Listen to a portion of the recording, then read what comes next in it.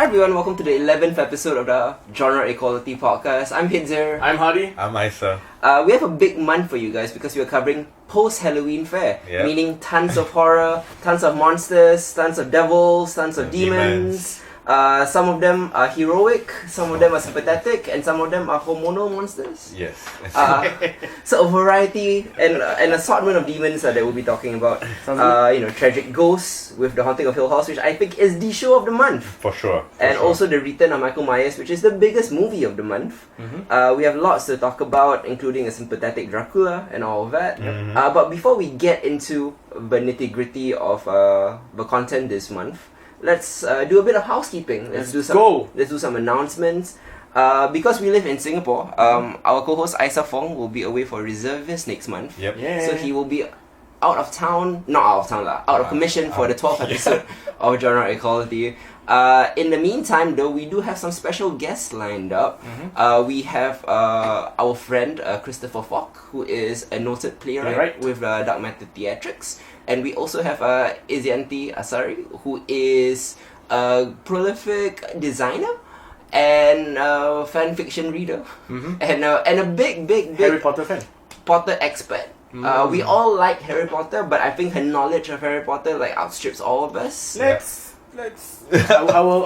Okay, down there to challenge her. How do you want to challenge for this? Okay. Yeah, Something but to look forward to. the deal is that I think myself and Chris are just casual fans of Harry Potter, so we will be talking about Fantastic Beasts 2: The Crimes of Grindelwald next month. I think I'm very ill-equipped to really delve into that mythology. No worries. We'll take you through it. That's why Iz and Hadi will be doing the bulk of that lah. Other slight bits of news. I'm going to be introducing a midweek show called Genre Equality Interviews. Once in a while, we'll have some interviews here and there. In a couple of weeks, or maybe 3 weeks, you'll see something pop up. An interview with Guillaume Lemans, who is the screenwriter for The Last Breath and The Night That Eats the World. Two French movies. One is a sci-fi disaster movie. One is a zombie movie. So he is in town for the French Film Festival as well as the Singapore Writers Festival. Got in touch with him over email, so I'm going to talk to him for a quick chat for about 20 minutes to half an hour. I'll record that, I'll put that up on Genre Equality, and it will be a new segment that we have. Hopefully we get to talk to other writers and directors and of note from Singapore and beyond. I'm glad that we got an international guest for the first one. And last bit of news, I actually did an interview with something called Telem Media, and they do, shall we say, news and updates about the local media and communications industry. So they have a monthly magazine for Telemedia, which they send out to all the people in the industry. So they were doing an episode, an issue about podcasts. Yeah. So they actually emailed me out of nowhere. They said hey, are you the co-host of this Genre Equality? And I hit some yes, how do you know? And then I answered a bunch of questions for them about what I think about the local podcast scene is and what I'm trying to contribute, and why I think this is a growing field as all media eventually moves online. Stuff like radio will become less prominent. It's already less prominent. It is terribly so. So that's all the bits of housekeeping that we have this month. Any bits of news that you guys would like to bring up, or do you just want to dive right into it? Let's dive in. Yeah. Let's dive in. Plenty to talk about. Yes. The first thing we'll be talking about is the return of Daredevil back for season 3. And it is really, really awesome. This is Netflix's first MCU show, and it's still, in my opinion, its best show. The show returns to peak form whenever Matt Murdock is up against Kingpin. Vincent D'Onofrio really sets the bar way too high in terms of MCU villains, and he does so once again. But far from being a two-man play, this particular season is the first time the show has properly serviced its excellent supporting cast. From regulars like Karen Page and Foggy Nelson, to outstanding newcomers like sarcastic nun Sister Maggie, who has a great twist later on. We won't spoil it yet. And Hindu FBI agent Nadeem. I don't know why I built him that way, Hindu FBI agent. Indian. He's Indian, and he does speak Hindi, right? He does. At least that's what the subtitles don't know say. whether he's Hindu though. The subtitle says, yeah, reason though. Yeah. Fair enough. An Indian FBI agent, Deeb. And also a creepy, tragic villain, sub-villain called Dex, aka Bullseye. For those of you who follow the comic books will know he's Bullseye. He's absolutely frightening in fight scenes, by the way. Yes. Everybody gets a thoroughly compelling arc. They all have family issues, moral dilemmas, and independent stories aside from Matt and Fisk, which gives the show tangible stakes because you care about them, because you know what they can lose. This is Daredevil, literally back in black and back to basics. What do you guys think of season 3? Season 3.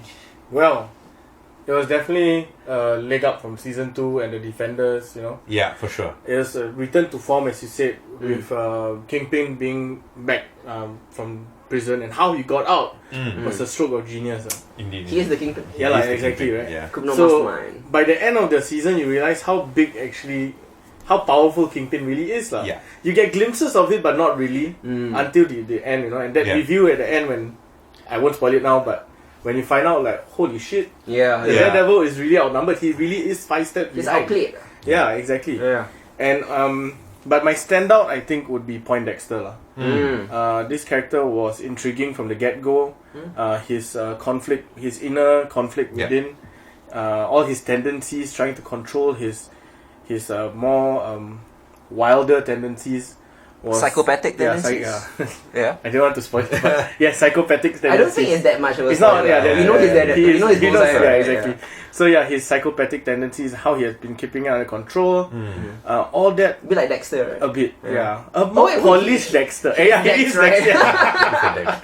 But I feel a way more polished Dexter. Yeah. Like, I was so impressed by how this Bullseye was created. Yeah.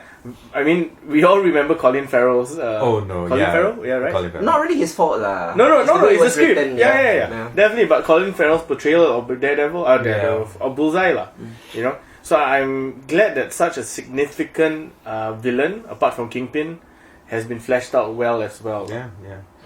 I think just the just giving so much more space to the supporting cast this time around really helped to kind of flesh everything out and help with the pacing, which I felt was sorely lacking in the second half of season 2 with Elektra, right? Post Punisher. Post Punisher, and I think this is the first time, because for both the Punisher and Elektra arcs, right, it diverted a lot away from Matt, you know, and that sort of kind of like ruined the kind of very focused storytelling that they had with season 1 with Matt and Kingpin. So the introduction of Bullseye into that universe, or rather this universe that they've currently built, right, and how they've put it under, how he slowly becomes part of under Kingpin's influence, and how he's turned and all of those things, right? One of many people under Kingpin's influence that you don't know, like he's so insidious and so smart about getting you under your skin and getting you on his side. So I really, really enjoyed that, and I thought that it really helped with the pacing overall for the entire series, because most of the Marvel Netflix stuff has been problematic that way, but I didn't feel that for this particular one. Also, just digging with Hardy's like entire thing, the flashback episode with Karen? Dex's Dex's one, Dex's kind of like childhood Therapy and all of that was brilliant. That's a really creative way of showing a flashback. Yeah, it was, and I really enjoyed that. I didn't expect it, and I thought it made things very clear, you know, as to what his motivations were and where he came from. Overall, one of the really well fleshed out villains that we've gotten so far from Marvel Netflix. Marvel Netflix is actually more so than the MCU, who've only been doing so recently with Vulture, Killmonger, and Thanos, obviously.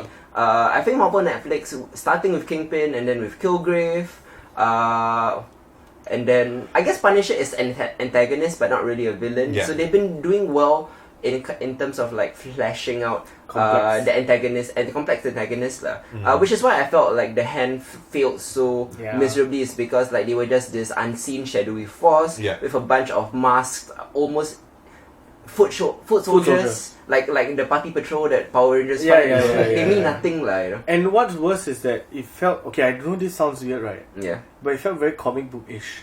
This season? No, I mean the hand one. I mean, that's the roots of the show. Exactly, but it doesn't help the series, The Hand felt like a parody of the hand, which is what Thank you. Teenage Mutant Ninja Turtles did with the Foot lah, the Yeah. Foot Clan lah. So it felt more like the Foot Clan than the hand. Speaking of Bullseye, obviously you've addressed his complex psychology. I thought the first fight between Daredevil and Bullseye in the Bulletin is awesome too, because I've never seen Matt quite outclassed in that way. Clearly Matt is better at like hand-to-hand combat, so whenever they're in closer range, Matt always has the advantage. He just pieces him up to the body and stuff. But at distance, his abilities seem really frightening. And Bullseye on paper is one of those villains when you think about. His superpower is kind of corny lah. He can aim, right? He can aim well. Basically. Yeah, but then when you actually see in action, he's in the office, he's just throwing random shit like staplers and scissors, and then like there's just no way he can dodge. He comes off nowhere. He ricochets things. It seems really really frightening lah. Just him throwing random objects. I thought that was very very well done. And speaking of fight scenes as well, episode 4's 11-minute one take set piece at the prison is one of the more jaw dropping sequences that they've ever done, and this is a show that always has one jaw-dropping sequence every year. And this was long, right? It was 11 minutes. The first season had the hallway fight. The second season had another hallway fight, but with then the down elevator. But then down the stairs and the elevator. They also had the prison fight with Punisher. So this feels like a combination of all three. The previous fight scenes into one 11-minute long take. And it was impressive also because this was when Daredevil wasn't at full powers yet. Which made him seem more vulnerable. We added more stakes. Exactly. Definitely. Yeah, Consequence. I love it. It's a masterpiece, and I think the best this show has done, even by its already high standards. For sure. One of my favorite aspects of season 3 also is like Matt's crisis of faith and the conversations that he had with the hard-nosed nun, Sister Maggie, about it. Some of my favorite parts as well as they actually took the time to show how arduous it was for Matt to get back into shape post Defenders lah. So like whenever he was back to full strength, it felt earned. Like it didn't feel like I slept in this basement for a couple of weeks and then I'm fine already. No. It's not like that time Arrow fell off a cliff and then he drank tea and he was okay, in one episode, which is strange, because this particular season is run by a guy called Eric Olson, who actually showran that particular season of Arrow that I was talking about. Wow. Yeah.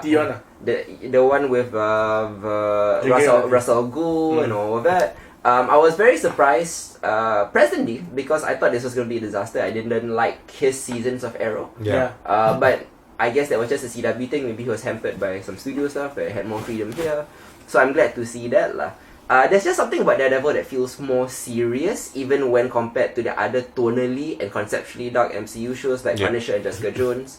The dialogue, the acting, especially the mental and physical toll that every event has on Matt feels so much heavier. And I'm not saying like conceptually Jessica Jones's like rape isn't heavy or what Punisher goes through isn't heavy, like post-traumatic stress, but I don't quite feel it in the same way. I get it. Yeah. I think they've done very well to kind of like allow us into Matt's head, right? Just with the way that he's experiencing things. A lot of the point of view stuff that they've been doing, kind of like cutting from his point of view into the rest of the dialogue and things like that. Really does put us in a very interesting position that I don't think we've had for the other seasons of Daredevil yet. Yeah, I agree. I mean, they'll blur the screen and then they'll make it, they'll muffle the sound for us to have an understanding of what Matt is going through. Fantastic stuff here in terms of putting you in his head.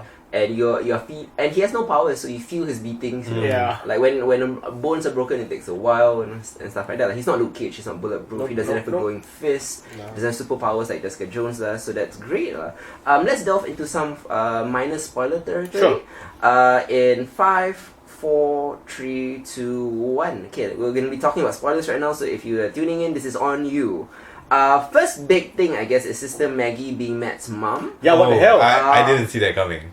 All the clues were there, but I didn't see it coming either. So that was really well earned. It was. It really, really was. And I think like the point at which they placed the twist was perfect.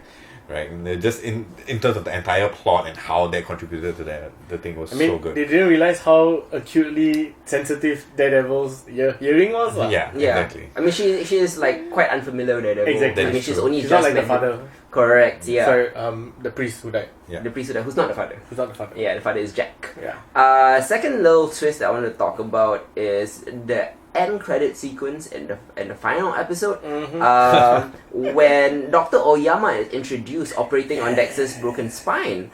So as you can see, the Fox deal is already coming to play because Dr. Oyama is a major X-Men character. In fact, Lady Deathstrike's dad. And also the inventor of the procedure to melt adamantium with bone. Yes. Interesting. So that's why it's like, it was a big deal for a very short scene. Yeah, so canonically, Bullseye is actually the first person to get the proper procedure done. Weapon X was experimental. It was experimental. It wasn't just experimental. They actually stole the plans from Oyama. So Oyama actually didn't like oversee that actual thing. So the only reason they could pull it off was because of the Wolverine's regenerative power. Correct. Right. So at the moment I heard Oyama, I was just like, oh, Lord Darkwind. Yeah. Damn. Right. So now we have adamantium in the MCU? Yeah, in MCU. Quote unquote lah. Yeah. They didn't quite refer to it as adamantium yet because the Fox deal hasn't actually come true, but they are already preparing for it. Yeah, for sure. That's cool. Next little point I want to bring up is that this season is obviously based on a very famous arc called Born Again. Where Karen was actually a heroin addict. Yes. They actually found a way to make Karen a heroin addict without actually it being of consequence. But it also makes sense because it happened in a flashback. It's smart. I like the placement of the flashback also because it made us care more about Karen just before Bullseye goes to kill her. And also I would like to compliment Foggy this particular season. Yes. I've always I appreciate Foggy. Like, they've always given him, like, meaty material. But I kind of hate Foggy at the same time also because he's kind of a wet blanket in terms of, like, the vigilante stuff. So he's a bit like Felicity from Arrow, to bring that up again sometimes. But, like, even though he is the moral compass and voice of reason, and his insistence on doing things the right way and the moral way makes people hate him and roll their eyes, and I completely disregard him, and I'm annoyed with him for the longest time, right? But it just ended up proving why people like me and Karen and Matt need people like him. Yeah, it is. Yeah. And in the end, I'm like, oh fuck yeah. I mean, of course, Foggy is right, but like in the heat of the moment when like you're emotionally riled up, like, I want to go kill Kingpin. Yeah. And you saw like the how devastating it would have been for Matt if he actually killed Kingpin. I mean, in the end, Foggy was again right. He was right. Even from the like simple call, like, I just need to delay him. If I delay him long enough, he'll cool down and everything will be okay. Like at that point, I was just like, really? But if we can go back to Karen for a bit, one of my favorite scenes of this entire season was when Karen sits down with Kingpin. It was a phenomenal piece of acting. And that whispering into his ear that she was the one that killed Wesley. I mean, that scene was breathtakingly good. And I mean, like, Vincent D'Onofrio is a master at his craft, but I did not expect that from Karen. I know. But like Vincent also, like, slowly his rage building up, and suddenly him standing up, towering over her. I was like, she did. Yeah. I totally thought that we would. That's why Karen was all like pro team kill Kingpin. She has killed Wesley, shot him 7 times. Is very good friends with the Punisher. So I mean, she's clearly like pro that. Pro vigilante. Even Daredevil, even though he was so adamant against the Punisher early last season that he won't kill anyone, he was pushed to the brink. So he could have easily been the new Punisher if he had gone down that route. Exactly. Who's to say whether that would have made the city a safer place? I don't know. Who knows? I don't know. I know, but Daredevil's not that kind of guy. He's not. For now. Yeah. I guess before we move on from Daredevil, what do you guys think about Iron Fist and Luke Cage being cancelled? So I actually just had a conversation with a friend of mine, shout out Mark Dan, and he is of the opinion that it's a setup, right? For Heroes for Hire? And Daughters of the Dragon. Right? So basically they've been posturing that for both series, both Iron Fist and Luke Cage for a while now. And with the whole idea, so it's either they're going to pull it and they're going to put it on Disney's streaming service. Yeah. Right? Tentatively called Disney Play at the moment. Yeah. So Disney what again, sorry? Disney Play. Disney Play. Okay. Yeah, so everything's going to be on that, right? Yeah. Apparently. But I think what strikes me the most is the way that they worded the announcement of both cancellations. It was back to back, right? Iron Fist will continue.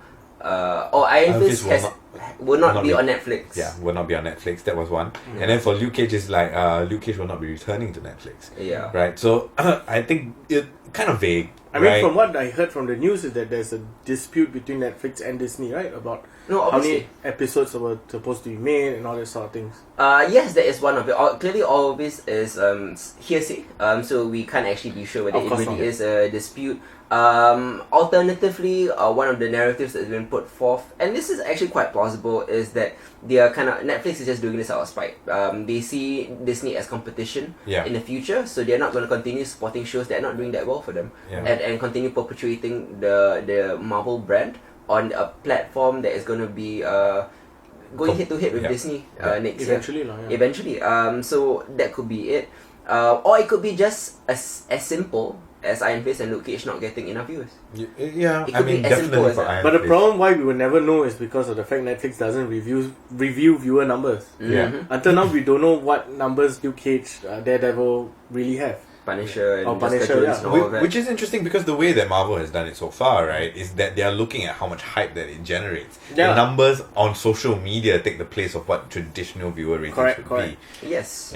So interestingly enough, Jessica Jones has already filmed season 3, so that's definitely happening. But Jessica Jones has not been renewed for season 4, and neither has Daredevil been renewed for season 3. Season 4, correct. Unsure about the future of those two shows. The Punisher is currently filming, so at the very least, season 2. One more Punisher. But that show has not been renewed for season 3 either, and they're very mum on that. They could be on the verge of just cancelling all these shows past whatever they have filmed. Which I think is plausible to me because I don't think they want any Disney old stuff on their property right now. And Disney would want to take it back as well. Of course. So that's interesting. I don't know where the future goes. I guess we'll only see what happens next year. Yeah, definitely. With Iron Fist in particular, I wasn't surprised at all. I mean, we enjoyed season 2. You could listen back 2 episodes ago. We talked about how great improvement it was. It was actually a positive review.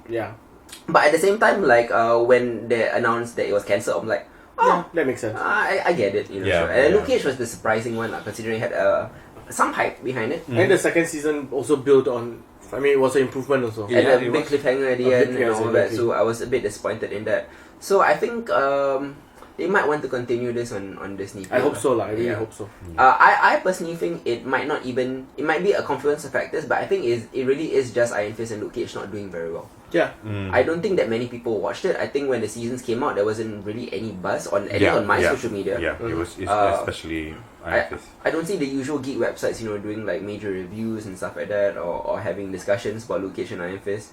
I understand. Netflix right now is actually in the middle of cleaning house. They cancelled Orange is the New Black. They did. They cancelled House of Cards, obviously. They cancelled American Vandal. They did after 2 seasons. American Vandal was the major surprise because that one still I feel like had buzz. But clearly they're operating more like a regular network now. Rather than back in the day when you just you have an idea, we throw money at you.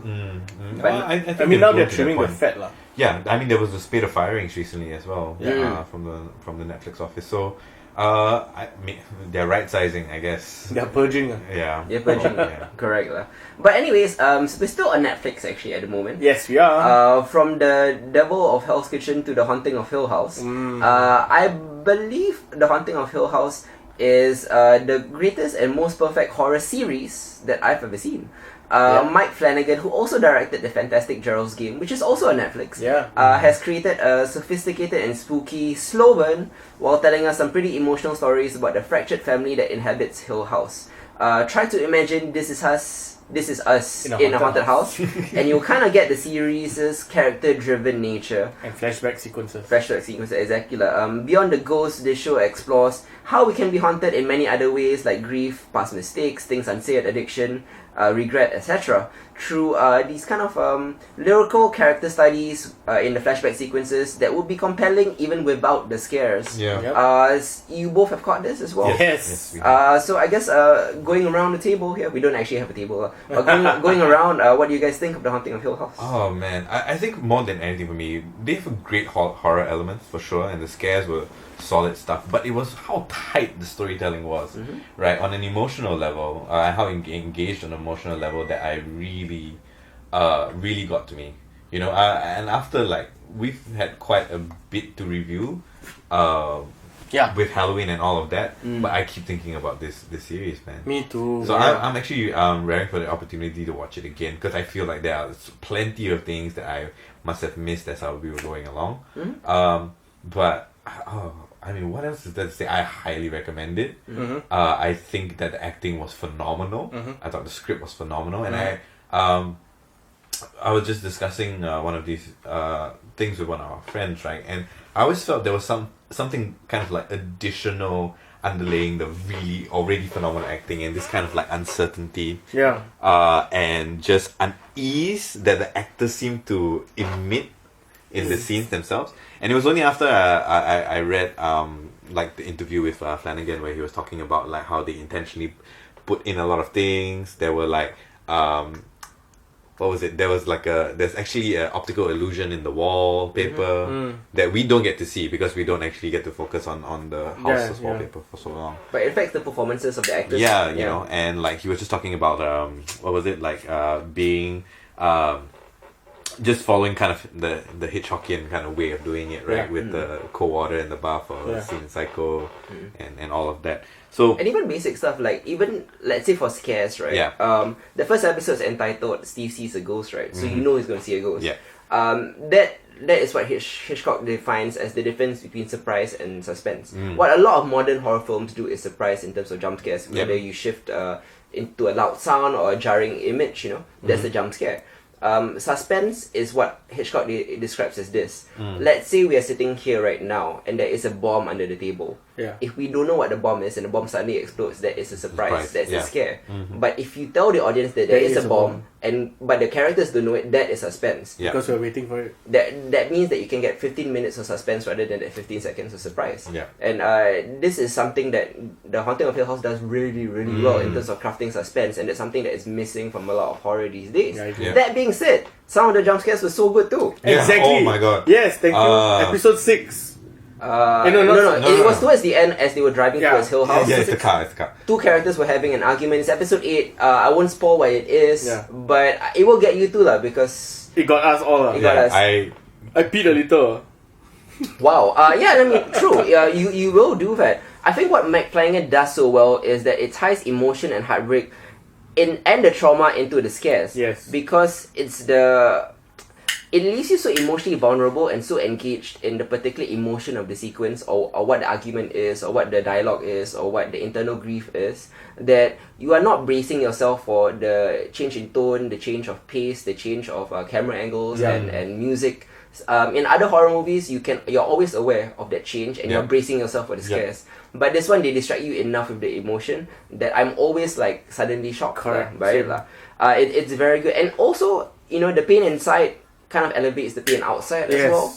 So they tie in the trauma with the scares very, very well. It's dual timelines of the characters as adults and as children is so exquisitely crafted. And I'm sorry to bring This Is Us into the storyline once again now, but I mean, this is Us season 1 now, in the sense that it made me cry all the time. It did. In This Is Us, you are wondering how this wonderful family from the past, this really cute children, loving father and mother and stuff like that, how did they end up being like these dysfunctional adults? And in the case of This Is Us, it was Jack's death that is kind of the turning point. In this case, it is the mother's death during The Haunting of Hill House. What's her name again? Amelia? I forgot what her name is. She's played by Carla Gugino, who's actually Mike Flanagan's wife. That's why she has been on everything that Mike Flanagan has ever directed. So The Haunting of Hill House really shows you how those traumas created the fucked up adults that you see today.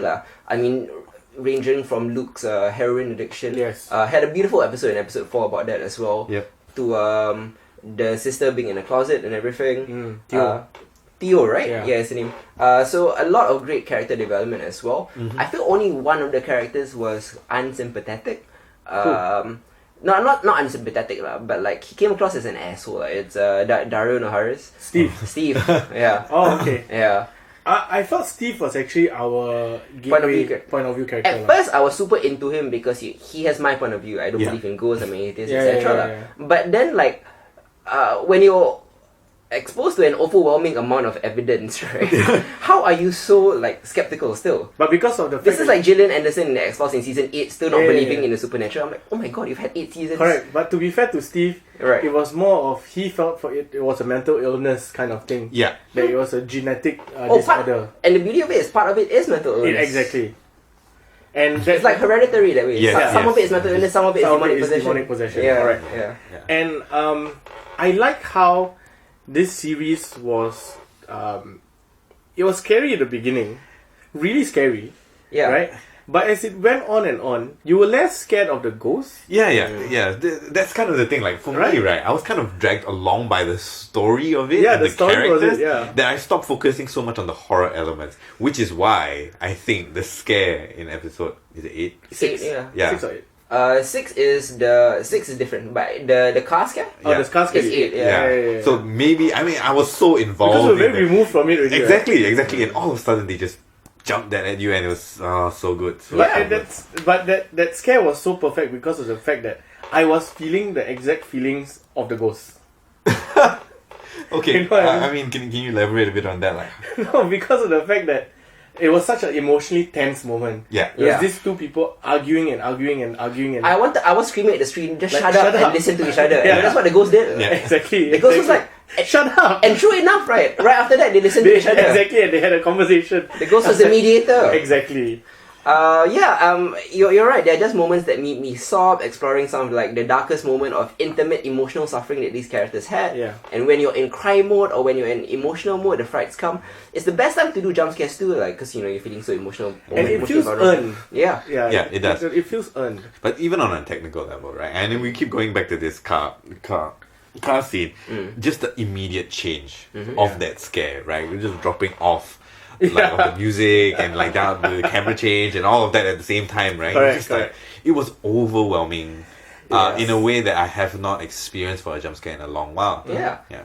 There are a couple of great twists in this particular episode, particularly in episode 5 when you find out who the band-neck lady is. Oh. It's a really good mind-blowing twist. It's one of the great twists that We're going to talk spoilers later, right? I guess we'll delve into minor spoiler Okay. territory towards the end. That's the climax of episode 5. Obviously, Yeah. like, it made me cry. It was one of these tragic Hodor-like things. It was. That's that's a bit of a spoiler, but you know what I mean, like if you see Game of Thrones and you watch this, it's a bit of a Hodor-like thing. That was amazing. Episode 6 and its many one shot takes. Oh my Especially its climax, the 23-minute tracking sequence that happens in real time. Ooh. On a technical level, it was a marvel. And no offense to like Daredevil's prison fight scene, but this one blew it out of the water. Yeah, for sure. Hands down. Yeah. Hands And down. just dialogue and character placement. so good. And what? So good. Like the think- behind the scenes, I mean, you were sharing the behind the scenes video, right? Of Yep. the entire thing. Yeah. It was just insane. And the Like, transition from the funeral house to the hill house. Yeah. oh, so good. It was so In good. one shot. Yeah, it was crazy. I mean, like, it's still. I actually rewatched that scene a number of times Same. upon finishing it, and it still blows my mind. Yeah, it's I think the highest point of the series in terms of dialogue, drama, and technicality, and as well as suspense. What a technical achievement lah. I fully believe that episodes 1 to 6 is near perfect television in terms of drama and horror. It's a 10 out of 10 all the way. The last 6 episodes, when it transitions to a more traditional horror story, it falls off just slightly. Yeah. But it's a 9 out of 10 for the next 6. Yeah. I think before we delve into spoiler territory, I would say that combining the 10 out of 10 and the 9 out of 10, this will be a 9.5 out of 10 show for me. Yep. Yeah. Same. It's a near perfect season. 9.5 for you as well. Same. Yeah. Yeah. Wait, how would you guys rate Daredevil as well? Oh, As compared Daredevil to was this. about an 8.5, I guess. You rated an 8? How about you? Yeah. I'll give it an 8. I'll give it an 8 as well. Yeah. Daredevil was a great show, as we previously alluded to, but I think The Haunting of Hill House is a better show. It is. For sure. Whatever you're doing right now, don't stop the podcast, but after you listen to the podcast, whatever you're doing, stop it and go watch this show. Because I guarantee you nothing else you watch will be as good as this. Yeah. Yes. For sure. Confirm. For this year. At least for genre. Yeah. Yeah. Confirm. It's pretty amazing. It's also one of the best, highest rated Netflix shows of all time. It's a very word of mouth thing because there wasn't heavy promotion on it. Not at all.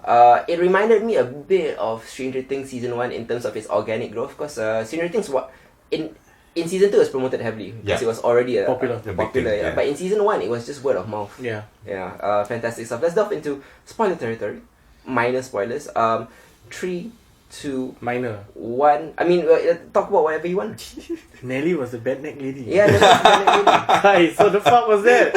I think like one of the big revelations of the show is that a lot of the ghosts are a bit of their own doing. Yeah. In a time loop sense. Yeah. Yes. Yeah.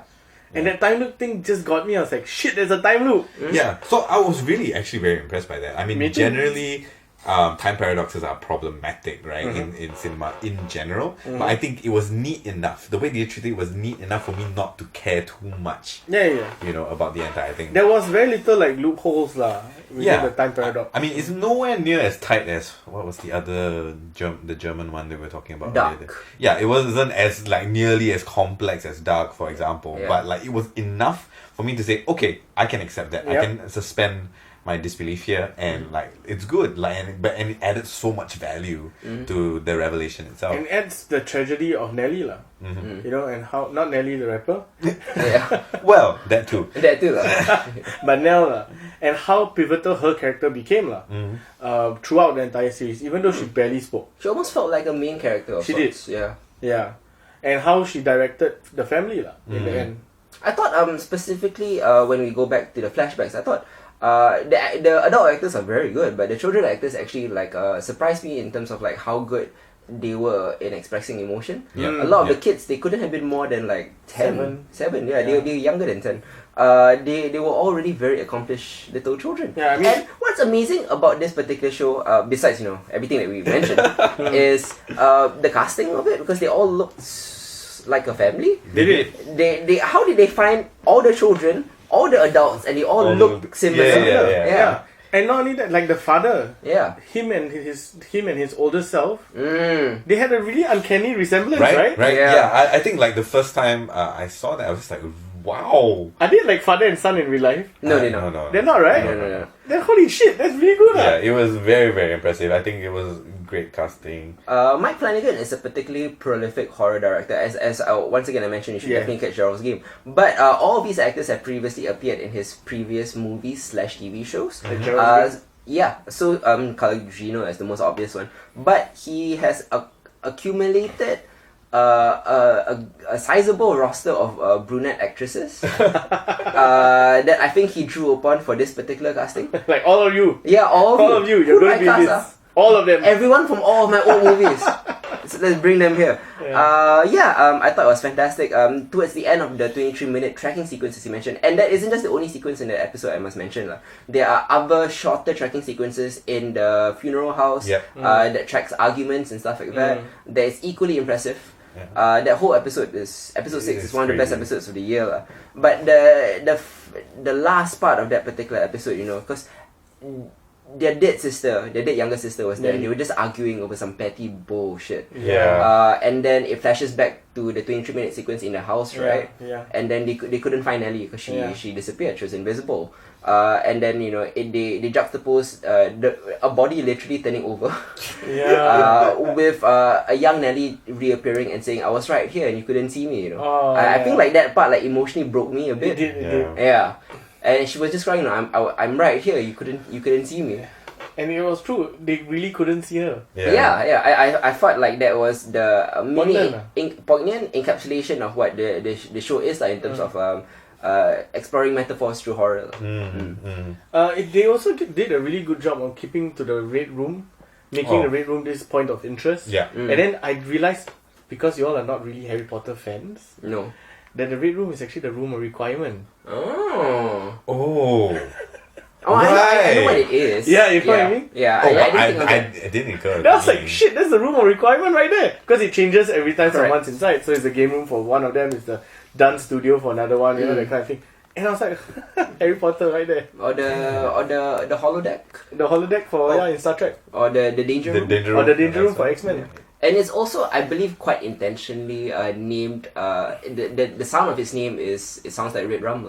Yeah. From and there's a lot of Stephen King and The Shining references in this as well. I think it's a very great horror show, probably the best I've ever seen.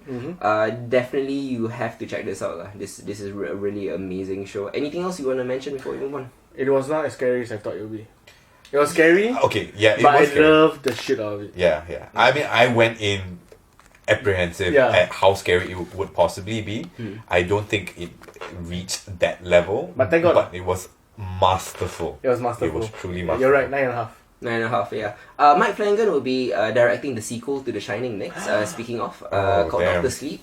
Sequel? Yes, I mean it's based on A book, Stephen King's own sequel book called Doctor Sleep. Oh, okay. I've never read it. Yes, so I mean I think that he is a perfect director for that movie, and I think this was a 10-minute show reel to show Stephen King like, You hey, should.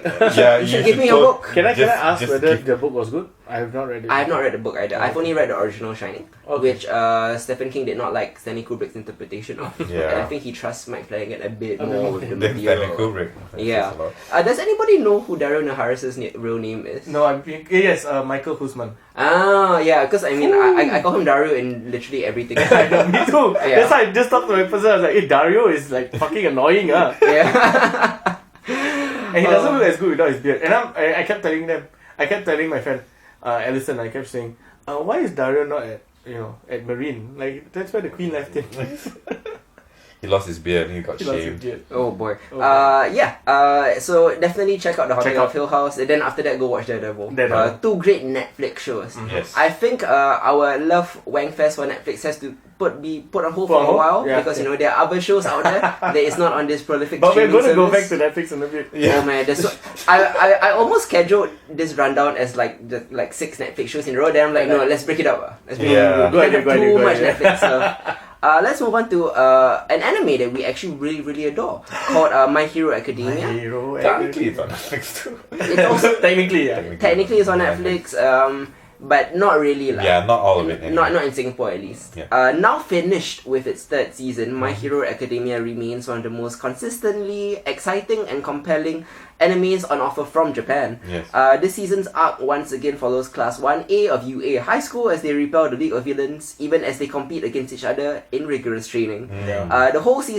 I found the whole season to be mostly enjoyable and really fun, even if it doesn't quite reach the heights of season 2. Yeah.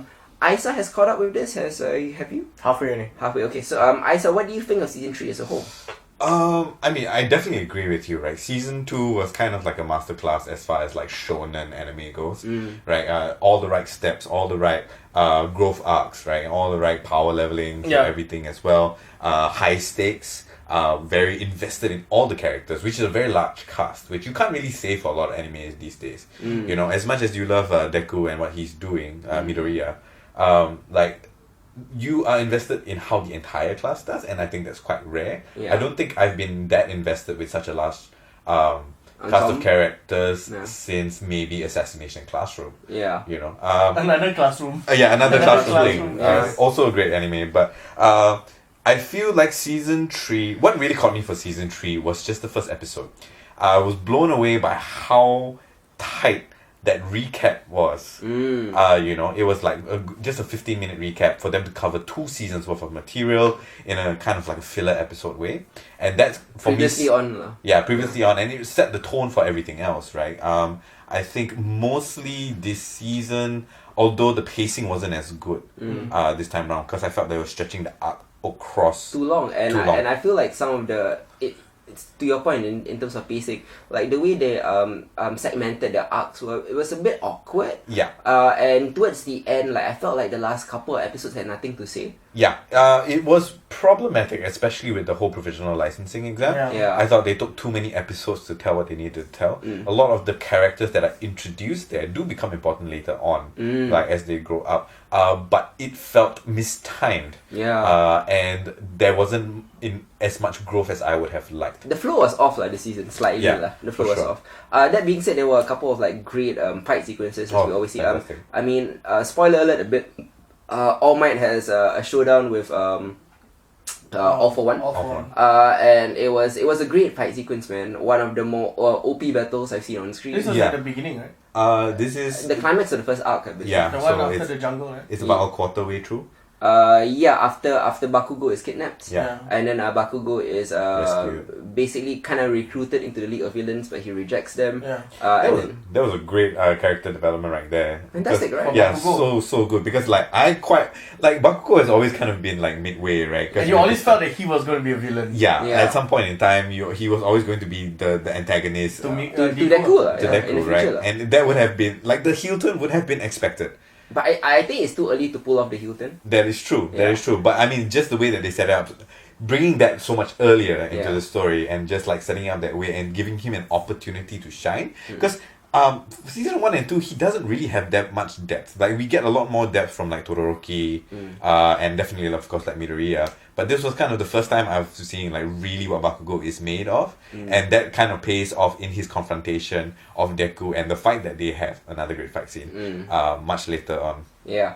I mean, I do have to mention, although Deku lost that fight, Yeah. he is still only at 5% power. Yeah. We do know from the flash forwards, this is a flashback show, Yeah. that he does eventually learn how to use it at 100%. At 100, yes. He seems to be unstoppable at that point. Yeah. And I think the Deku fight, whenever it does happen and the Deku heel turn, has to be the end game of the show. Wait, Yeah. Deku Hilton. I'm sorry, Bakugo's heel turn. Yeah. Yeah. Bakugo's heel turn, I feel, has to be the end point of the show. That is the final battle. It has to be. Yeah, I mean, it's telegraphed too neatly for that. Yeah. And I think they're probably going to.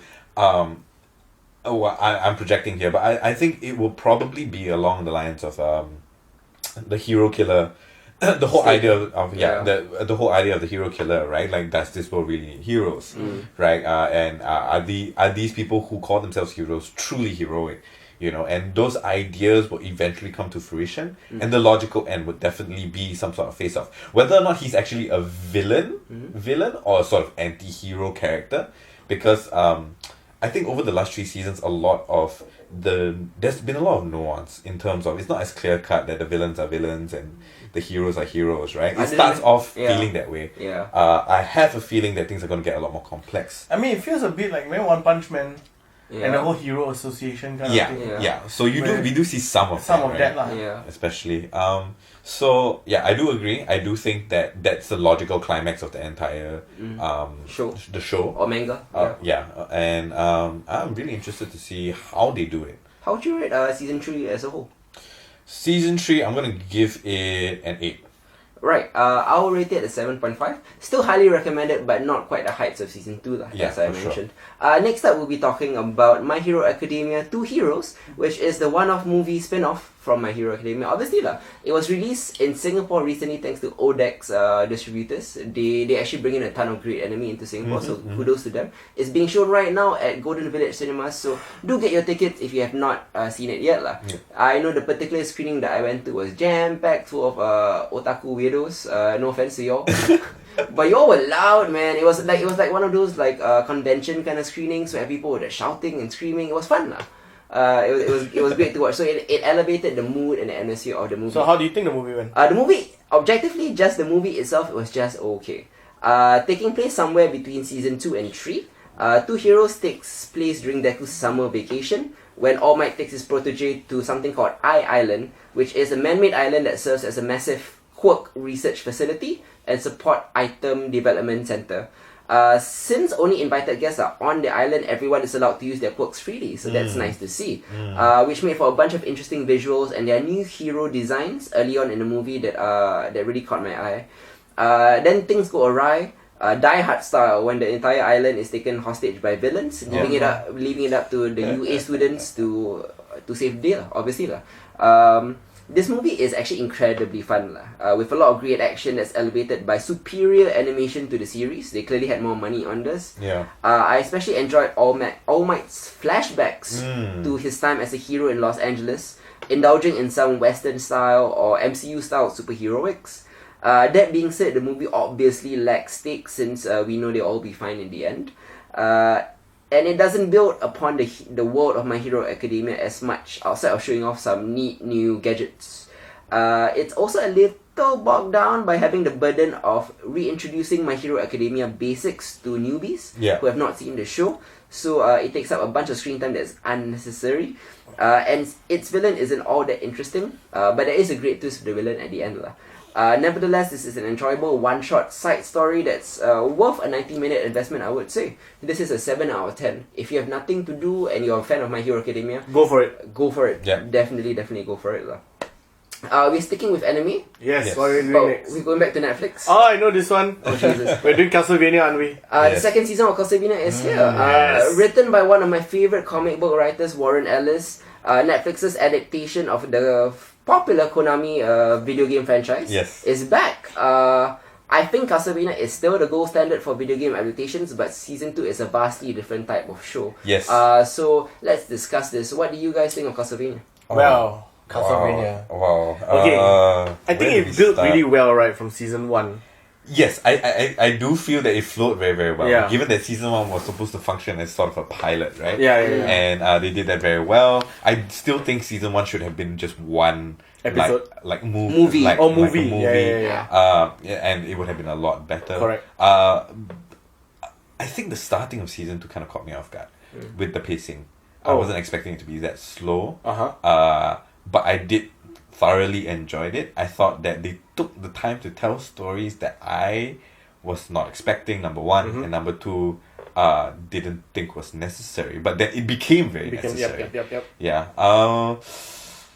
What else can we say? I mean, Well- like the political drama is fascinating, right? What The Vampire Court lah. Yeah. What does the Vampire High Court and Dracula and his generals actually talk about? Yeah. I thought that was fascinating. Well, for me, because before I started watching season 2, I quickly watched season 1 again Yep. because it was only 4 episodes. Yeah. So when season 2 started and I watched the first episode, it was actually, I was enjoying the slower pace. Because season 1 was a quick, Yeah, it really straight to the all point. the way, yeah. Right? Alucard gets waken up, Alucard starts killing things and all that, and then Yeah. end. That's it. Yeah. So it was a good change of pace when season 2 started. And I got to know the characters that I just saw, Yeah. in more detail. Trevor, and his drunkenness and why he's so drunk all the time. This huge bird. He's this chip on his shoulder. Yeah, why, that's right. why is there?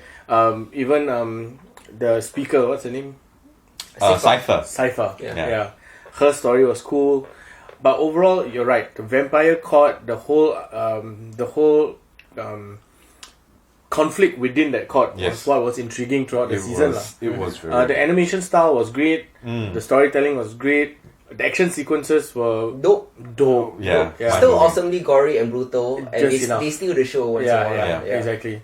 And at the end of the season, how everything tied up to the end, right? With no spoilers, but I felt there was such a good conclusion to the entire season. Yes, I agree. I definitely Yeah. like the way it was telegraphed. There was a lot of Like we tension in knew that. some people had to die. For sure. Right? I didn't expect some of the people who died to die, that we think, or who they were killed by, for that matter. But again, it's suspense, right? It is. You know that this has to come to a conclusion. It's Why just how- are we just talking about this in this castle? Yeah. Right? Yeah. And so on the one hand, I did want it to move forward. But past episode 2, I was just like, okay, you know what? I'm gonna Let's just enjoy kinda, this, like enjoy this for a while, because like all the scheming and the plotting was really very. They were good. Game of Thronesing it lah. Exactly. In terms of plot and motivation, and then the World building. second to last episode is when shit hits the fan lah. Yeah. It was so well deserved. I do agree. I mean, like season 1 was this gloriously shot burst of violence and vengeance. Yeah. And it's all about the evils of bigoted human religious fundamentalists and the bloody righteous fury of Dracula, right? But this season, like you said, is lengthier, it's more measured, it's an ensemble piece that kind of spends time fleshing out these characters lah. Outside of the political intrigue in Dracula's court, the two most compelling characters, I feel, at least in my opinion, is actually Dracula's 2 human necromancers. Yes. Forge Masters, as they're called, Forge Masters. who themselves have very valid reasons to despise humanity's close-minded pettiness, cruel bigotry, and other selfish impulses that they have lah. Yeah. Meanwhile, humanity's best hope for survival, this mismatched band of heroes. They do spend an inordinate amount of time in a library researching. Yeah. Just They did. kind of treating witty banter, which can drag, although their playful dynamic sometimes sparkles. and pays off with some meaty character development, and kind of pays off with an emotional climax lah. So it's a mixed bag, I feel, this season in terms of the character development. Yeah, definitely. I think. I mean, the focus on the vampires lah. Yeah, for sure. Yeah. I do feel like I wanted a bit more backstory, right? Like we only really get to see Camilla and Godford. Godbrand. Godbrand. Yeah, the Viking vampire. Who's Godford? Oh Yeah. god. Yeah. So Godbrand, Isaac, and Hector. And Camilla are the only ones that we really kind of get a look at. The rest of them are just kind of like, showpieces for the rest of them. But given that in season 1 we get to see Alucard, Trevor, and Cypher a lot more, I kind of understand that, because like what happens in the vampire world has been completely closed off to us up to this point. But even then, we still had a bit of Trevor, we still had a bit of Cypher, we still had a bit of... And it was enough, yeah. For the story itself. I do feel like the main characters of season 1, the 3 that you mentioned, plus Dracula, were inactive this season. They just spend a lot of time sitting down, reading, brooding. Oh, Dracula was brooding a lot lah. Just being indecisive lah. Yeah, just sitting down. Just like everyone was like, snap out of it lah, come on lah. But then you realize he can't snap out of it. No, of course lah. He was almost on a suicide mission. He was. How would you rate this second season of Castlevania? I'll give it a 7.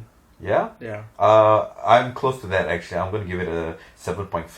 I think if I were to nitpick on like a lot of things, is that there at times the voice acting does fail it. Oh, okay. Generally, I thought the script was good for what it is, right? But there were times when I don't think emotion was conveyed very well, or like even some of the jokes didn't pass off very, very well because of the voice acting. Some of it was weird. Okay. I did feel that Cypher's accent was extremely distracting. Russian accent, is it? Yeah, and a lot more so than in season 1 where she barely actually talks, right? I do feel like who voices Trevor?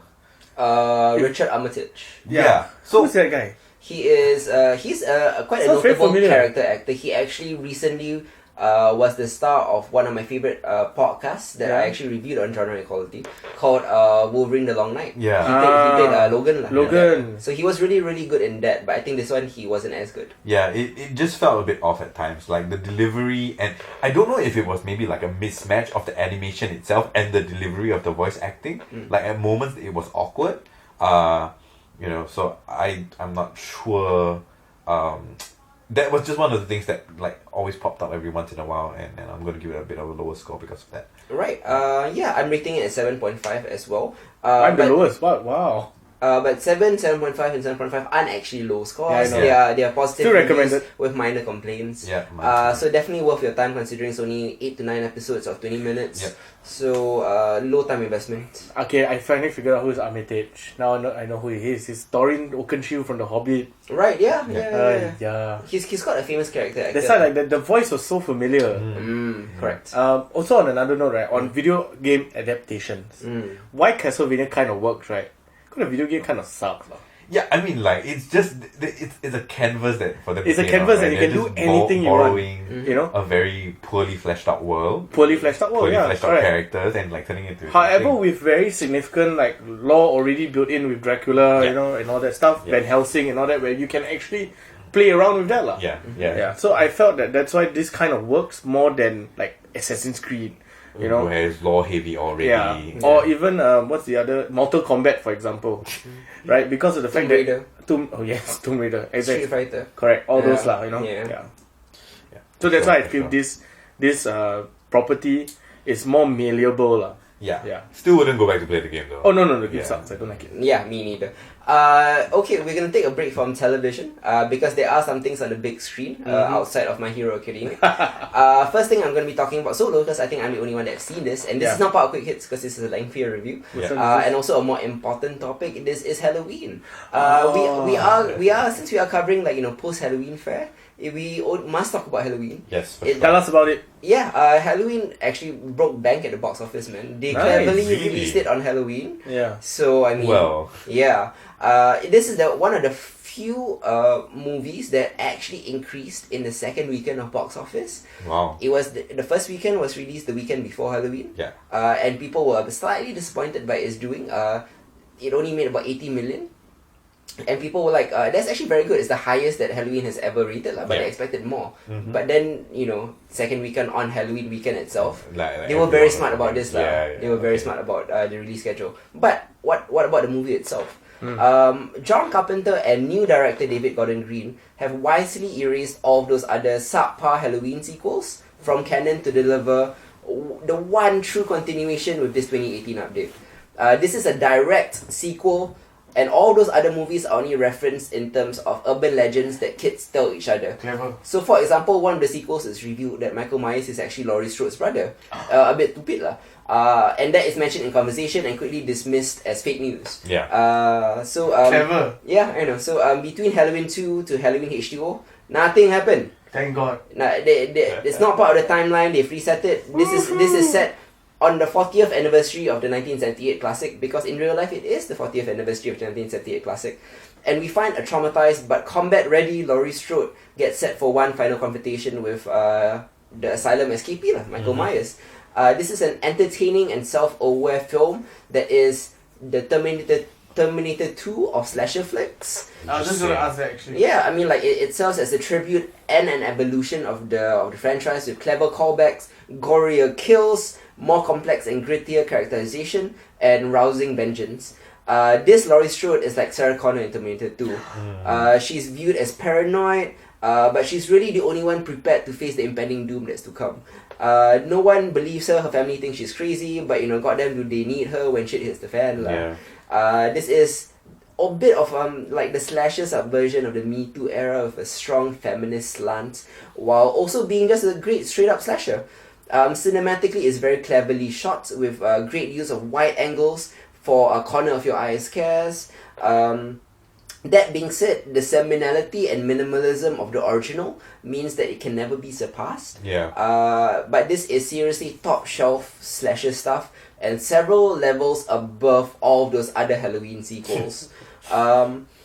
One thing that this movie definitely has a leg up on the original is the laugh factor. There are several laugh out loud moments, and in terms of humor, keep in mind that this is written and directed by Danny McBride and David Gordon Green, who are the team behind Pineapple Express.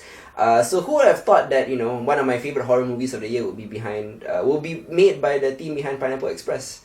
It's uncanny, but they seem to have gotten down all the tropes, how to subvert the tropes, and stuff like that. Was Danny McBride in the film? He was not in the film. Not, right? But there were several character proxies of Danny McBride who sounded like Danny McBride. Okay. And they almost make fun of Danny McBride because, these annoying characters that sound like Danny McBride get killed in horribly gruesome ways. Because to be fair, Danny McBride is a very underrated comedy actor. Yeah. I find he's hilarious. I do find that he's hilarious as well. This is great, and some of the callbacks, right, is pretty amazing. The climax of the original Halloween, I don't know if people remember or are too young, some of our listeners. The climax of the original Halloween is Laurie actually stabs Michael Myers on the balcony of their house, and Michael Myers falls off the balcony into a grass patch. And then Laurie turns away, then she looks back, then this iconic shot of an empty grass patch with no Michael Myers. A similar confrontation happens on the same balcony. This time it is Michael Myers stabbing Laurie Strode. She falls off the balcony. Michael Myers turns away, then turns back to check on Laurie Strode, and then she disappears. Oh my god! And then Michael Myers is like, "Oh my god, where'd she go?" And the hunter becomes a hunter. Yeah, that kind of thing lah. So it's the tables are turned on him slightly in this one lah. This is an 8 out of 10 for me. Definitely check it out. I'm definitely gonna catch it. Top tier.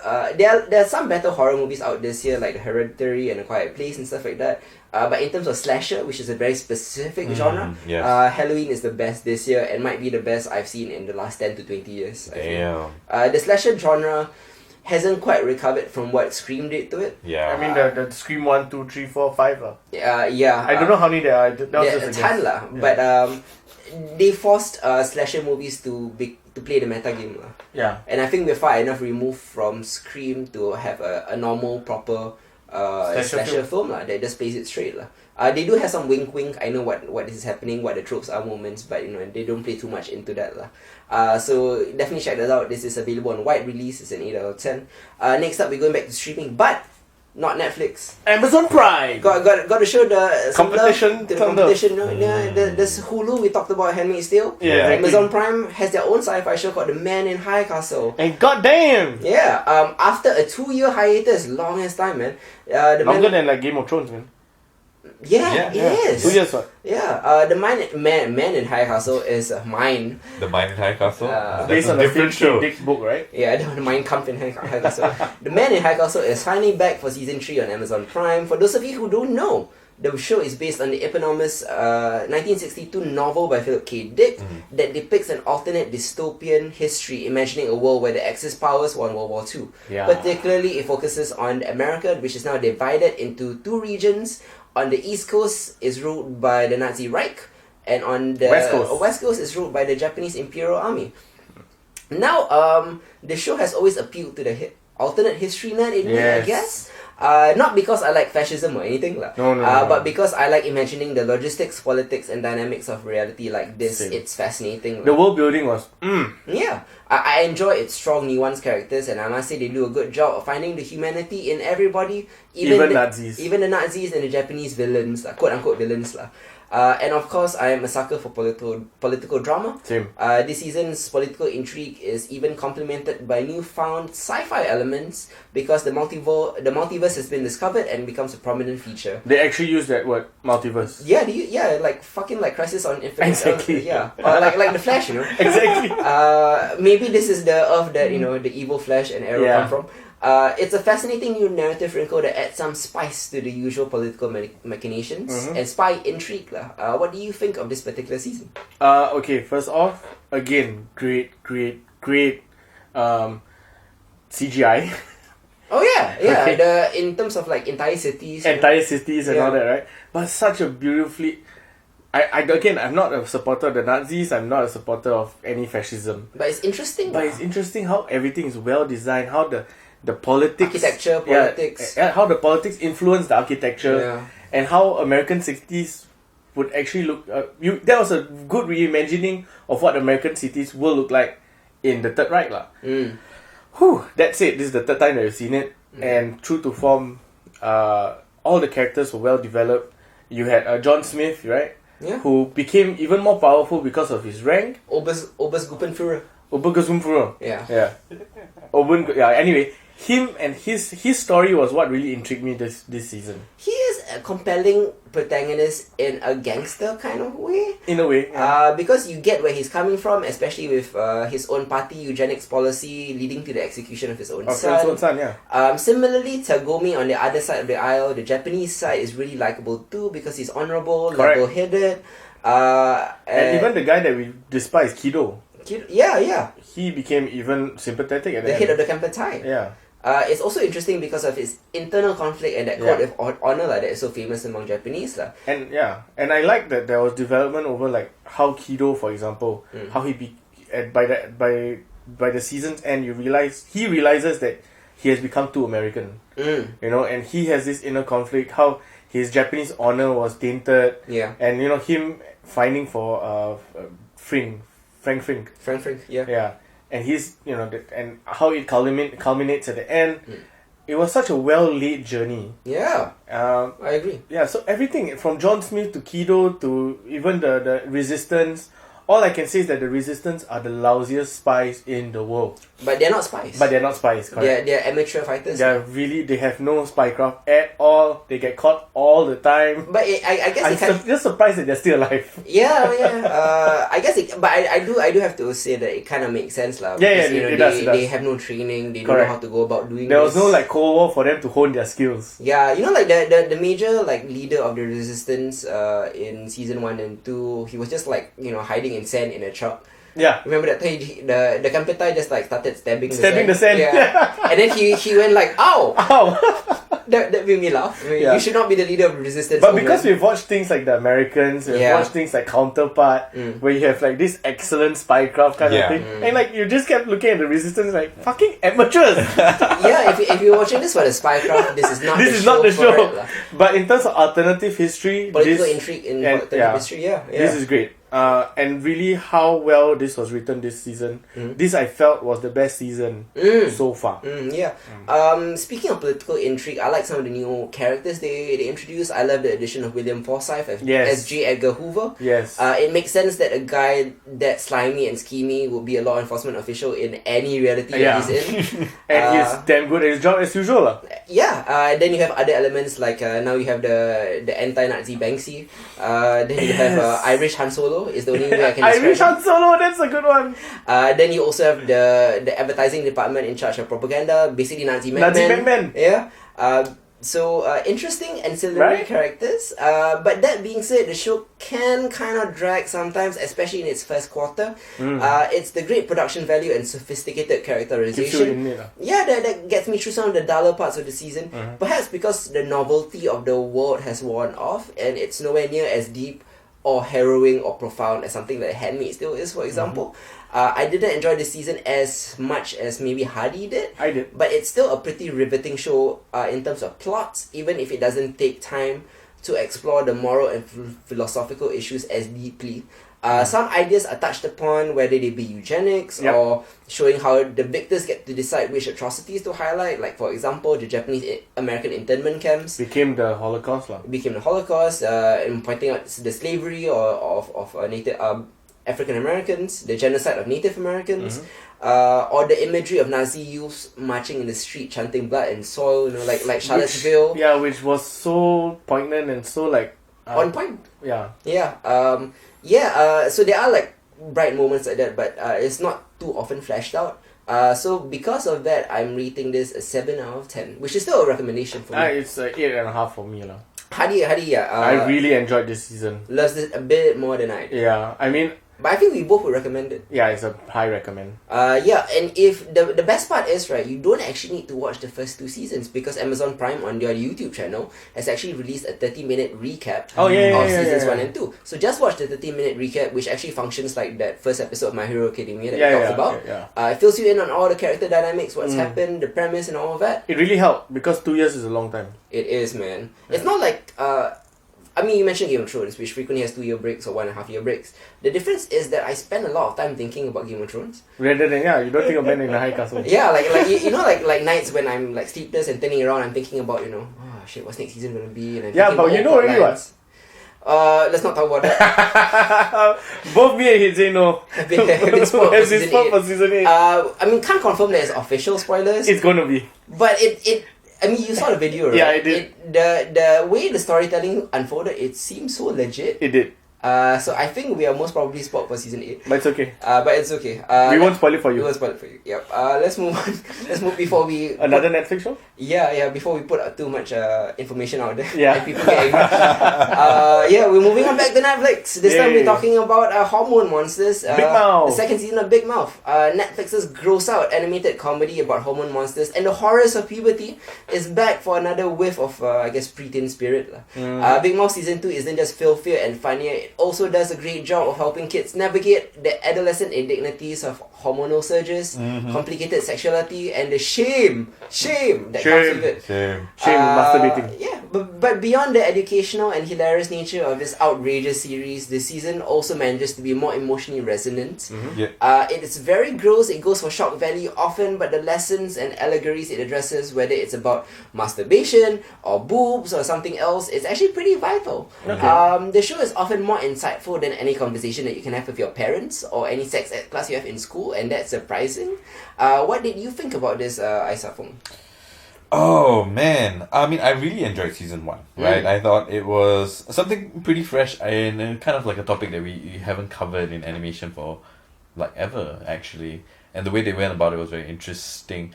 I did feel that they took a lot of they made a lot of very bold moves for season 2. I was especially impressed with the Planned Parenthood episode. The highlight episode of the season. Yeah, for sure. I thought that was extremely bold. Yeah. Extremely well told. They made their point. They made it firmly and stuck to it the entire way. I agree. Yeah, and definitely the standout episode of the season. I thought the introduction of our new antagonist, I guess, in the form of the Shame. The Shame. Yeah. The Shame Wizard. Shame Wizard. Yeah. It was pretty interesting. I was actually very curious as to how they would kind of tie all of that up. I felt like midway through the season, after he's introduced, I wasn't quite sure how that all the like these little sort of anecdotes of his involvement in the different children's lives would add up. I was kind of satisfied with how it did in the end. But yeah, generally, really enjoyed it. I feel like we got to see a lot more character development from the kids this time around. Both the girls and the guys this time. Yes, Yeah. and I Some actually of the adults too, even like Coach Steve. yes, Yeah. actually, Coach Steve was surprising. He's an annoying ass character, but Supposed to be like, but yeah. yeah, but I really did enjoy the stories that surrounding him. Question is, who's Nick Kroll voicing? I think one of the main kids, one of the two main kids. Oh, Yeah. is he also a demon? He has multiple voices. Yeah. I think the only person that only has one voice is Jordan Peele, who voices the dead jazz guy. I forgot his name. Dead jazz guy. Yeah, the one that lives in Duke, the attic, Duke Ellington. Yeah. So Jordan Peele voices Duke Ellington. Yeah. Maya Rudolph is in it as well, and Fred Armisen and all that, like the usual show. The usual gang. Yeah. How would you rate the second season of Big Mouth? I'm gonna give it a 7.5. Oh, wow. Yeah, I did feel that some of the jokes weren't like stellar. Yeah. You know, and there were certain jokes that were a bit too crass for my liking. Like even with that track record, right? I was just like, okay, that was just right. You know, Yeah. it didn't really land. I do feel a lot of the jokes this season, there were a lot more, but they didn't land as often as they did in season 1 for me. A Deadpool 2 scenario.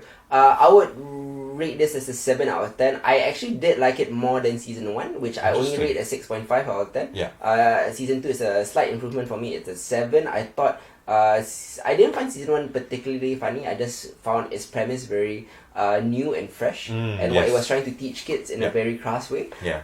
That being said, like I find a lot of the same faults as you lah. Yeah. So that's a 7 out of 10 for me. Next up, we be going back to the big screen, talking about a possessed loser in Venom.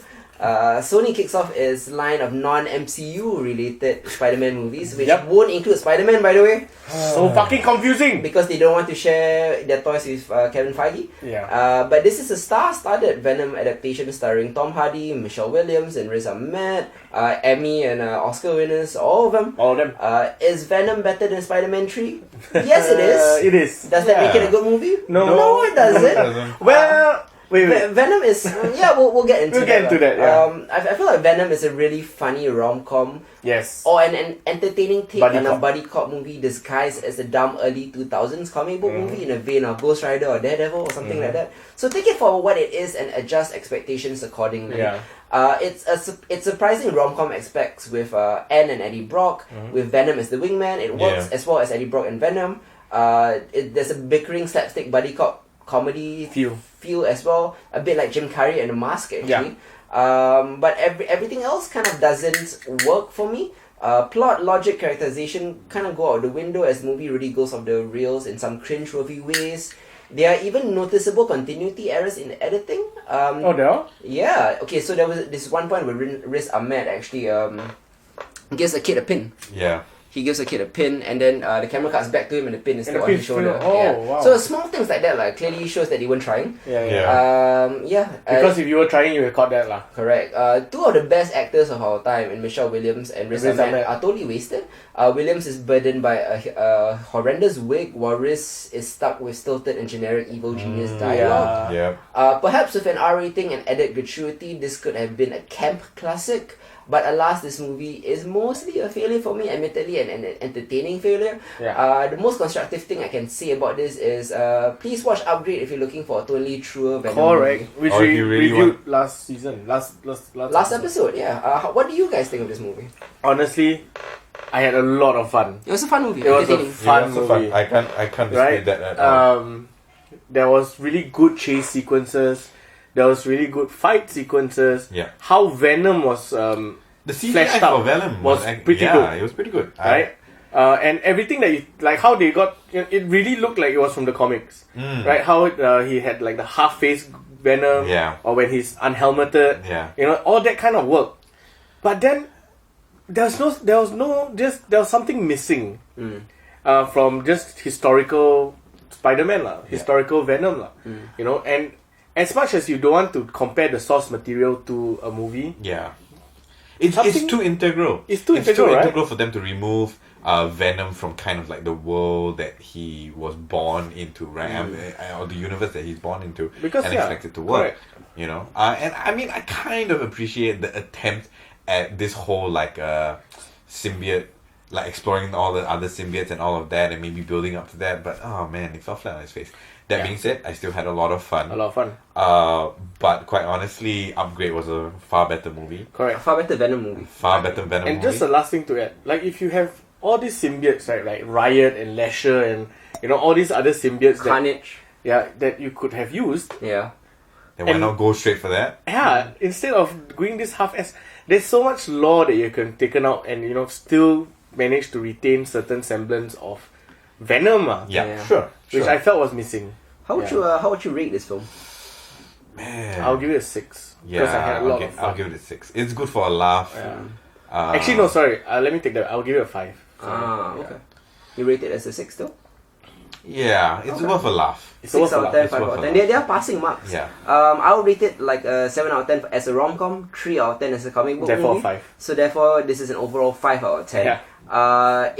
5 out of 10 is technically rotten on Rotten Tomatoes, but it's still a slight recommendation because you will have fun at this movie. You will have fun. at it, Yeah, yes, so at for the sure. very least, there's that lah. It's not a it's not a waste of money, shall we say lah. Yeah. Next up, we'll be going into quick hits, which is my little segment where I talk about some of the things that maybe Hardy and Isa have not had a chance to watch Because we got job. or to read, and because my job is to watch and read things. Yeah. So there's that. The first thing I would like to talk about is an animated show called The Venture Brothers, which is back for its 7th season. It's finally back. After how long? It's been away for 6-7 years. That's It's mad. been a long time. Like, this is finally returning for its 7th season. The Venture Brothers still remains one of the standard bearers for this golden age of adult animation, I feel. In fact, its sharp satire of Hanna-Barbera cartoons, superhero tropes, spy adventure conventions, and heady sci-fi concepts feel fresher than ever. Jackson Public and Doc Hammer waste no time in rewarding patient fans by immediately paying off long-running mysteries that we've been like kind of clinging Waiting on for to 7 years? for like years. There've only been 3 seasons over the last 10 years, so it's been it's been a long time lah. Because it's traditionally hand-drawn, so it takes a while. And and because its plot actually is very complicated, it takes a while to work it out. But yeah, they do pay off long-running mysteries, they deliver shocking twists, and they unveil like hidden backstories that redefine the show's core relationships. So this is a very consequential season. For my money, this is the show that laid the groundwork for all of the acclaimed adult animated shows of the 2010s. Critics like to point to the emotional nuance of BoJack Horseman, the maybe metaphysical inventiveness of Rick and Morty, the dense serialization of Archer as touchstones, as they should be. They deserve touchstones. But I do have to point out, and I'm here to say that the Venture Brothers did it first. And I'm going to go the extra mile and say the Venture Brothers did it better. Okay. The Venture Brothers started out as like this irreverent take on Johnny Quest, but over the years it's evolved into the most complex and versatile cartoon of them all, that's built upon dense mythology and a wealth of deep-cut genre references. Plus its penchant for packing every frame with clever running jokes, callbacks to long-forgotten storylines, and creative side gags would make even hardcore Arrested Development fans dizzy, I feel. Wow. Most importantly, it introduced 3 new elements into Western adult animation back in the early 2000s. Extensive world building, heavily serialized continuity, because The Simpsons and South Park, they didn't do that. Yeah. And genuine emotional development for characters. Anchored by themes of a stunted man-child who peaked far too early because of fame and unhealthy upbringing. Sounds like Sterling Archer. And BoJack Horseman. Yeah. The Venture Brothers deals with like masculine failure, toxic masculinity, parental trauma, narcissistic overcompensation, and self-destructive insecurity long before Sterling Archer or BoJack Horseman did. Yeah. Yeah, it's a bit of a pioneer in that sense. The seriality and running gags of Archer wouldn't be possible without the Venture Brothers, first showing them how to do so. And I'm gonna get heat for this because Rick and Morty fans are nuts and they like to say the show is so original. Rick and Morty fans are a bit like Star Wars fans in terms of they can be a bit toxic. Yes. But that is the show that seems to most often rip off the Venture Brothers. It's Rick and Morty. But anyways, I'm not here to compare both of them. From sharp satirization of superhero tropes to horrific yet hilarious explorations of philosophically thorny sci-fi concepts, I would like to say, yeah, both Rick and Morty and Venture Brothers revel in unraveling an idea and taking it to its darkest, funniest, and most radical conclusions. It's easy to subvert and make fun of conventions like Deadpool. What the Venture Brothers do so well is find entirely fresh takes on well-trodden genre conceits that are bizarre, absurdist, existentialist, and hysterical. This season is an 8 out of 10 for me. Wow. Yeah, So very, it's a high very recommend. Very high recommend. Next up, I'm going to be talking about a Netflix movie called Hold the Dark. Hold the Dark. It's directed by Green Room director Jeremy Saulnier. This is his latest film, and it is an oppressively brutal and disturbing art horror set in the Alaskan wilderness. It's beautiful to look at, but damn, you feel every harsh and gruesome moment. Hold the Dark's unrelenting white-knuckle tension is frequently jolted by moments of truly shocking violence that left me gasping. And I don't mean the kind of cartoon violence that you see in Mandy or John Wick or Upgrade. I mean viscerally real violence. There's also a jaw-dropping action sequence in the middle that's as thrilling and terrifying as anything that I've ever seen in cinema this year. Truly one of the best action set pieces of 2018. Narratively, some might be put off by its ambiguity, but I for one greatly appreciate that we are left to decipher its Freudian madness for ourselves. It's more thematic and atmospheric. It's more atmosphere-driven than story-driven. Its forays into indigenous mysticism indicates that the film's grisly happenings are the result of demonic possessions or animal spirits. Or it could be about alienation and how the outskirts of civilization force people to embrace their basest primal instincts. Either way, it's thoroughly haunting, whichever way you lean, and it's up to you to interpret how it is. This is a 7.5 out of 10 for me. Another high recommend. Next up, I'm going to be talking about another horror movie. This one is in cinemas. It's called Hellfest. Hellfest has a really cool premise. It's about a group of horror fans who go to a horror-themed amusement park. The kicker is there's a real masked killer on the grounds, and he's targeting horror fans with the tropes that they adore so much. Unfortunately, it's neither clever nor frightening enough to leave much of an impression. Hellfest is a tedious slasher that you've seen done better a million times before. Plus, it came out near Halloween. Correct. Yeah, you should just go watch Halloween. It's rendered instantly forgettable by its disinterest in character, plot, and motivation. So this is a 3 out of 10 for me. Ouch. Yeah, I know, very lowly rated. So definitely go watch Halloween instead. What else? Next up, I'm going to be talking about the Charmed reboot.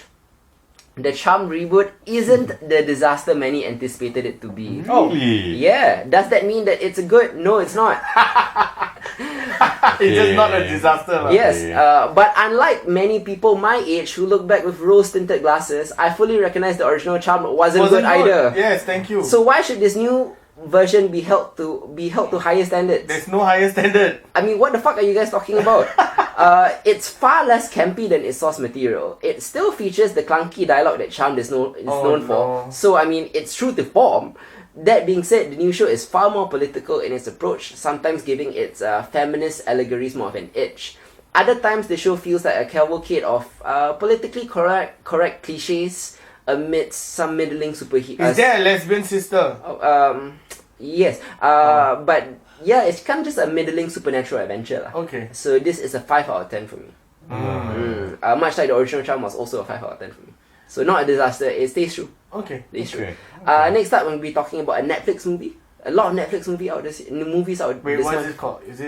It's called Apostle. Apostle. Yeah. Directed by the Raid writer-director Gareth Evans, Apostle is Evans' first full-length foray into horror movies, as well as his first period piece. In many ways, this is virgin territory for Evans, but in other ways, it's also classic Evans, by which I mean that it's a bone-crunchingly visceral exercise in intensity that's not for the weak stomach. It's a mix of atmospheric supernatural folk horror, like The Witch or 1973's Wicker Man, alongside his trademark ultra-violent action sequence like, well, The Raid. The combination is interesting, it doesn't always work, and Evans' narrative shortcomings can lead to some tedious stretches.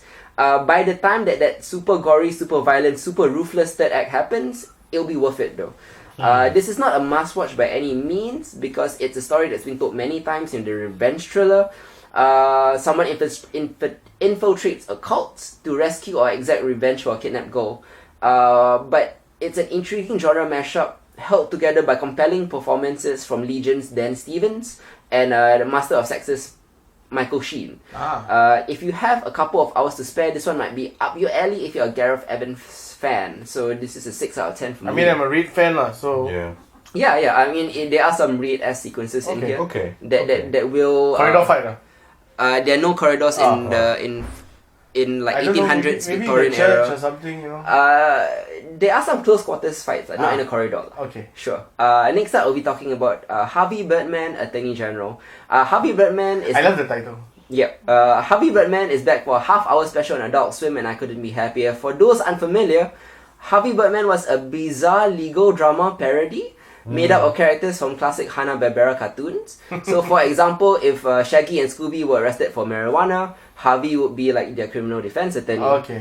It was amazing and probably my favorite of Adult Swim's OG lineup, alongside shows like Space Goes to Coast, Aqua Teen Hunger Force and stuff like that lah. This return special finds Harvey Birdman promoted to Attorney General, where he's forced to impeach Ken Sabin, who is voiced by Stephen Colbert, who is an unstable billionaire who has risen to the presidency seemingly overnight. No shit. Only to surround himself with a cast of literally cartoonish characters masquerading as advisors lah. The commentary is obvious, but Harvey Birdman avoids being heavy-handed because its humor is absurdist lah, and frantically non sequitur, which is how OG Adult Swim used to be. It's kind of a throwback to that lah, the stoner cartoons back in the early 2000s, so I'm glad it's retained that essence. This is a 7.5 out of 10 for me. Nice. Next up, I'm going to be talking about one particular episode of OKKO Let's Be Heroes called Crossover Nexus. So I've reviewed season 1 of OKKO Let's Be Heroes previously in an earlier genre equality episode, but this season 2 episode entitled Crossover Nexus, as I mentioned, deserves its own spot, because it's a huge crossover that sees KO teaming up with Garnet from Steven Universe, Ben from Ben 10, and Raven from Teen Titans Go. Wow. The story is simple. It's basically set in a decimated Cartoon Network city. And KO is summoned by a villain called Strike, who plans on eradicating all the heroes from Cartoon Network. The Cartoon Network shared universe, I guess. It's only 11 minutes, but it somehow manages to pack in references and Easter eggs to nearly every show Cartoon Network has ever made, from Johnny Bravo to Dexter's Lab to Powerpuff Girls to everything else lah. Even Cartoon Network City, or CN City as this is called, used to be a Cartoon Network commercial in the early 2000s, when they will have all the characters basically interacting with each other. Okay. So it's set in that. I have a vague recollection of that. Okay. So it's a throwback to all those early 2000s stuff, depicting everyone on the network interacting, living in the same city. At only 11 minutes, it's a low investment and a must-watch for anybody who grew up on Cartoon Network. So this is an 8 out of 10. Sweet. Next up, I'll be talking about Marvel Rising, Secret Warriors. Nice. A few genre equality episodes ago, I reviewed a series of short animated episodes entitled Marvel Rising Initiation. Yeah. That introduced a new wave of young, more diverse, more obscure superheroes like Squirrel Girl, Kamala Khan, America Chavez, amongst others, who would take center stage in an animated feature-length film. Now the film's out, it's on Disney XD, and it's called Secret Warriors. I really adored the mini webisodes, so I had high hopes for this movie. And it didn't disappoint. Keep in mind that this is a kids show aimed at tweens, so the story is simplistic, but its breezy sense of heart and warmth and fun is what carries this movie. The voice acting is cute. Squirrel Girl and Kamala Khan steal the show, as they always do, and I enjoyed its message of inclusivity. That being said, running at 80 minutes, this is an adventure that feels a bit too slight to be given a high rating. So this is a 7 out of 10. Oh, okay. Alright, we're going to cap off this episode by talking about the pull list, which is a little segment where we recommend some reading material. This month, I will be recommending 2 titles. One is a Singaporean book, and the other is one of the new comic book titles out on Vertigo's Rebirth. Yeah. Vertigo is now back, the famous title that both Sandman and Watchmen and all that. Now it's back, and he has a bunch of great new titles. But first, I'm going to be talking about Dragon Hearted. A few months ago, local author Xie Min, whose debut novel Dragon Hearted won the Hedwig Anwar Children's Book Award, which is the national prize for children's literature. Yeah. Since it was genre, I thought I'd check it out. So I went to my local library and I read the book. And it's a quick read, it's like 20 minutes, so I just sat down and read it. It's based on the Chinese myth of Chinese New Year, where a monster called Nian ravages the land and has to be warded off by loud noises and the color red, right? Yeah. That's the original myth lah. In the original myth is the old man who defeats the monster. But Xie Min wrote a version in which it was a young primary school girl who did the saving.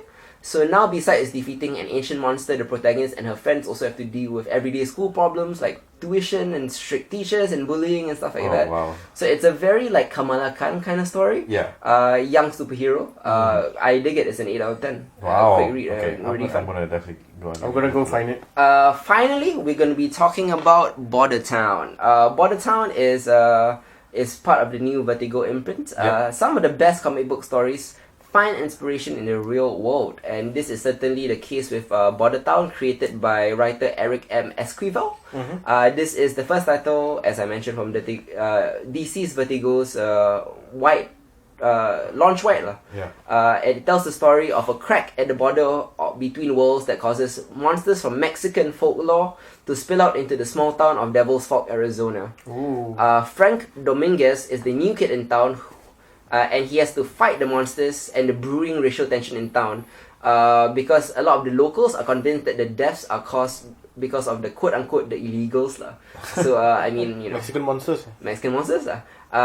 Because of its amazing allegory and sharp writing, this is, I would say, a 9 out of 10. Wow, 9? Yeah, very highly... admittedly, I've only read the first 3 to 4 issues. Okay. So I have... By no means, I don't have like a holistic overview. How many issues are there? Right now, I think it's monthly, so it's only been 5 issues maybe. Okay, so you're not that far behind now. No, I'm not that far behind but that being said, I can't speak to the quality of the book overall because it's only been the first few issues. So yeah, that's about it for this month. Actually, right? Yes. We have a bit of time. Yeah. So I'm gonna talk about one more title. Go ahead. One more title. And I'm gonna break my own rule here. I understand that we usually wait until a season ends to talk about a show. What are we going to do? We're going to talk about the show more holistically, but I'm kind of cashing in like my co-founder powers to break that rule for this one. Because I'm going to talk about the first few episodes of Supergirl Season 4, which has been so good. Okay. It's been so good. I have to talk about it now to encourage people to watch. Keep watching it, look, Supergirl has always been overtly political, and while it can be ham-fisted, it's always on point. And it's never been more timely or urgent than right here. This season mainly focuses on the wave of anti-immigration extremists against literal alien immigrants. In this case, literal alien immigrants plaguing National City but a lot of people are starting to push back against them with hate crimes. So seeing a beacon of hope and optimism like Kara try to wrap her head around 4chan level bigotry is fascinating. It's making Supergirl question her inherent belief in the goodness of humanity, and it's an arc that I'm keen to see explored deeper on later. There is not really a powered bad guy to fight this time so much as widespread alt-right ideology in everyday people. So Supergirl has no clue how to combat something like this because the average everyday citizen, the people that she saves, the mother at a school or anybody But that's what we've always said about Supergirl. Yeah. There is, or Supergirl or Superman, people with that kind of powers, is that the moment the enemy is an idea, it becomes a more intriguing story. Yes, for exactly. sure. Yeah, but before you think that this is a liberal circle jerk season, and I only say this because I am an SJW liberal, so it's hitting all my confirmation bias buttons. It actually crafts good nuanced stories for the other side. Oh, okay. Episode 3 in particular is a great flashback tale about how a good, normal, open-minded person can be set towards the path of radicalization. Played brilliantly by Sam Witwer, this everyday citizen starts out as like a kind family man. He even outrightly rejects his father's xenophobic rhetoric regarding aliens and defends an alien from a mob lynching. But then this town and his dad loses their steel working jobs to alien technology. Oh, and by the way, this episode is called Man of Steel because, he's a steel worker. Oh, clever. So, the first Kryptonian invasion in Season 1 destroys his town and infrastructure, leaving everyone without industry. But he's still steadfast in being open-minded despite losing his job. And then the Dexamite invasion in Season 2 leaves his family homeless. But he's still hanging on. He's still hanging on. He doesn't want to be a hateful person. He brings up his concerns normally to politicians, to business leaders, to newspapers.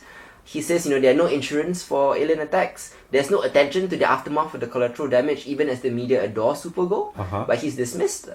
And then the Argo City invasion in season 3 happens, kills his father, and Aiyo. that's the last straw. He adopts his father's stance and begins actively corralling hopeless humans with grassroots first message. What's scary is that he kind of has a point, and he resonates with people who have been ignored.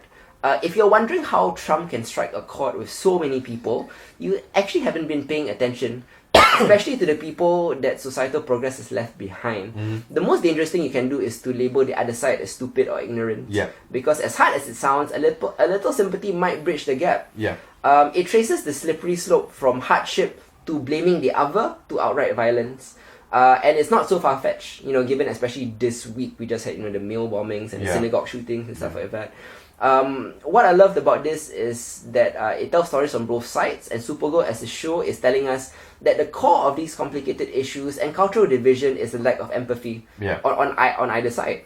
Look, the show is in no way defending alt-right ideology, nor is it abandoning its liberal philosophy. It just wants to showcase a tendency for us to group up in an us versus them partisan manner. At its core, Supergirl has always been a show about empathy, right? And the danger of what happens when fear removes empathy from the equation. When you're dealing with anything from bank robbers to alien invaders to even racist terrorists, the key is empathy. It's pretty brilliant. Additionally, season 4 also features a subplot starring transgender actress Nicole Maines. She's super adorable as Kara's reporter protege in season 4. Kara is becoming more like Cat Grant in her work, a bit more confident, a bit more of a leader in the office. So she takes an interest in mentoring a rookie who's very much like her bumbling self in season 1, a socially awkward journalist, plus secret powers, plus the secret identity of her being a transgender woman. It's a lovely dynamic for the first ever transgender hero on screen in TV or film, so that's great. There we go. Progress! I think the first 3 episodes, admittedly only the first 3 episodes, it's a 10 out of 10 so far. This has been a brilliant season, I encourage you all to watch it. Definitely. We'll be back next month without Isa, unfortunately. Bye-bye, Isa. Have fun at Reservist. Yes, I will be watching all of that good stuff in camp. Hopefully, right? Yeah, hopefully. But as we mentioned, we'll be talking about some big franchise sequels in terms of Wreck-It Ralph 2. Yes. We'll be talking about Fantastic Beasts 2. And we will be catching up on Sabrina, which we didn't have time to watch. It only premiered in late October, so this has been a really tight schedule for us. So we will catch up on Sabrina next month. I cannot wait. There are a lot of other topics, of course, that we will dial. I really want to talk about Sabrina. I caught about 3 or 4 episodes already. Me too. Yeah, better than Riverdale? Oh, way better. Oh, For sure. Nice. Can't wait.